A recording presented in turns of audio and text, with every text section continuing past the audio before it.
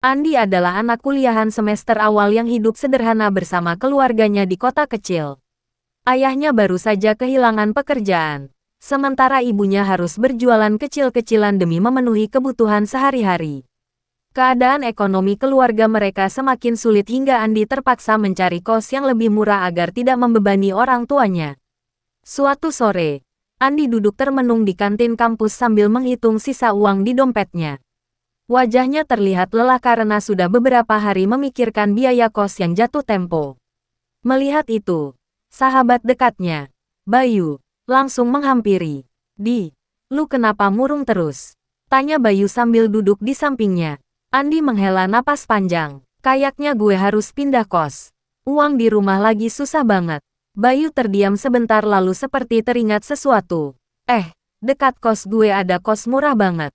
Pemiliknya jarang kelihatan sih, tapi banyak anak kampus yang pernah tinggal di sana. Andi langsung tertarik. Serius murah? Bayu mengangguk. Murah banget dibanding kos lain di daerah sini. Kalau mau nanti malam gue antar lihat tempatnya. Meski sedikit lega mendengar kabar itu, entah kenapa Bayu terlihat ragu saat menyebut kos tersebut. Tatapannya sempat mengarah diam keluar jendela kantin seolah memikirkan sesuatu. Namun Andi yang sedang terdesak keadaan tidak terlalu memikirkan hal itu. Baginya saat itu, yang penting ia masih punya tempat tinggal. Andi akhirnya pindah ke kos murah dekat kampus yang diberitahu Bayu. Bangunan kosnya tua dan agak sepi, tapi Andi tetap bersyukur karena harganya sangat murah. Hari pertama sampai beberapa hari berikutnya tidak ada hal aneh. Andi kuliah seperti biasa, belajar, lalu tidur dengan tenang. Namun setelah seminggu tinggal di sana, Andi mulai merasa seperti ada yang memperhatikannya. Setiap malam ia sering mendengar langkah kaki berhenti di depan kamarnya. Tok, tok, tok. Saat pintu dibuka, lorong selalu kosong. Kadang saat sedang belajar, Andi merasa ada seseorang berdiri di belakangnya. Tapi ketika menoleh, tidak ada siapa-siapa. Suatu pagi Andi cerita ke Bayu. Wajah Bayu langsung pucat. Lu mulai diganggu juga ya, ucap Bayu pelan.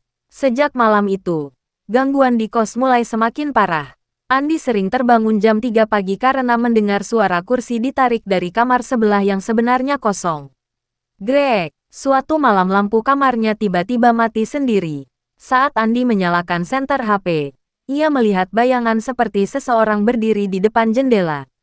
Tinggi, rambutnya panjang, diam menatap kamar. Andi langsung membuka tirai dengan gemetar. Tidak ada siapa-siapa. Besoknya ia marah ke Bayu. Sebenarnya kos itu kenapa sih? Bayu akhirnya mengaku kalau dulu ada penghuni yang tiba-tiba menghilang dari kamar nomor 7, kamar yang sekarang ditempati Andi.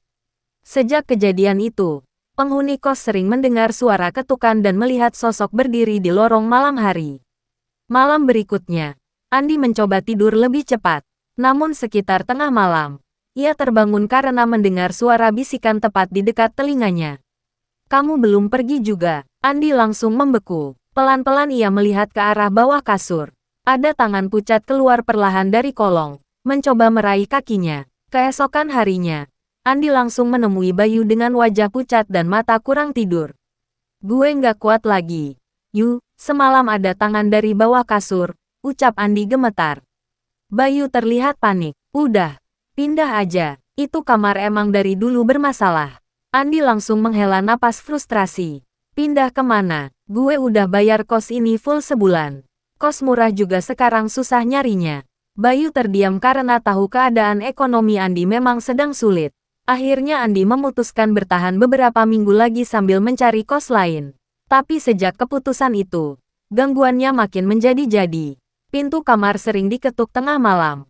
Lampu kamar menyala sendiri. Dan yang paling membuat Andi takut, setiap bangun tidur, selalu ada bekas kaki basah di lantai kamarnya.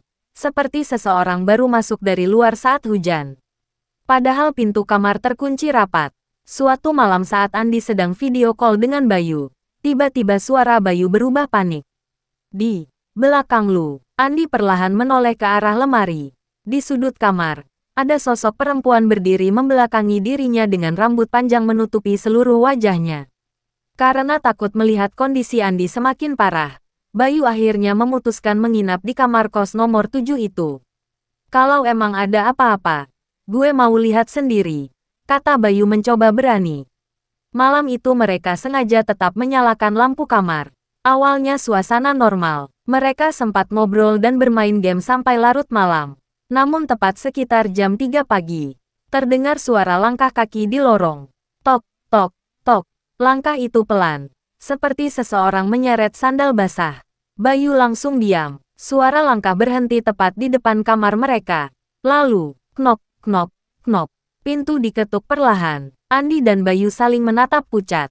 Tidak ada penghuni lain yang biasanya masih bangun jam segitu. Bayu memberanikan diri mendekati pintu. Tapi sebelum dibuka, terdengar suara perempuan tertawa kecil dari luar. Hehehe, Bayu langsung mundur. Tiba-tiba lampu kamar mati. Ruangan menjadi gelap total. Andi menyalakan senter HP dengan tangan gemetar. Cahaya senter perlahan mengarah ke sudut kamar.